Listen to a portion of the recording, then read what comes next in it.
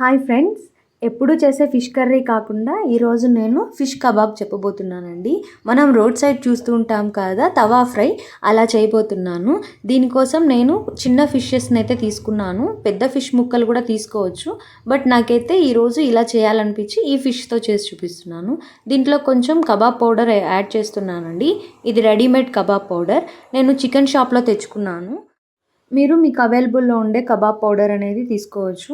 తర్వాత ఇందులోకి ginger garlic paste 1 spoon add చేస్తున్నానండి. కొద్దిగా రెడ్ చిల్లీ పౌడర్ కూడా యాడ్ చేస్తున్నాను. ఇందులోనే స్పైసెస్ ఉంటుంది, ఇంకొంచెం స్పైసీనెస్ కోసం నేను ఎక్స్ట్రా యాడ్ చేస్తున్నానండి. తర్వాత కొద్దిగా గరం మసాలా యాడ్ చేస్తున్నా. తర్వాత కొద్దిగా పసుపు, కొద్దిగా ధనియాల పొడి కూడా యాడ్ చేస్తున్నానండి. ఎందుకంటే ఇంకా కొంచెం టేస్టీగా ఉంటుంది అందుకనేసి.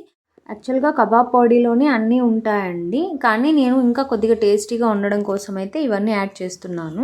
కొంచెం లెమన్ కూడా యాడ్ చేసేసి బాగా మిక్స్ చేసేసి ఒక 15 మినిట్స్ అనేది మ్యారినేట్ చేసుకోవాలి.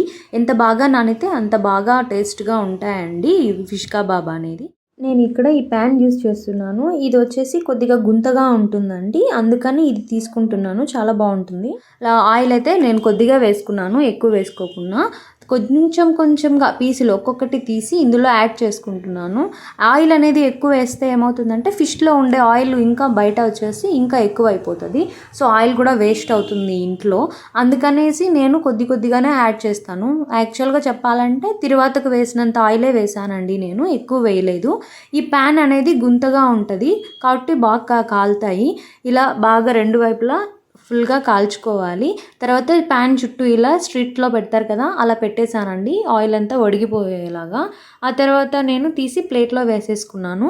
చాలా టేస్టీగా ఉంటుంది, తప్పకుండా ట్రై చేయండి. ఈ వీడియో నచ్చితే లైక్ చేసి సబ్స్క్రైబ్ చేసుకోండి.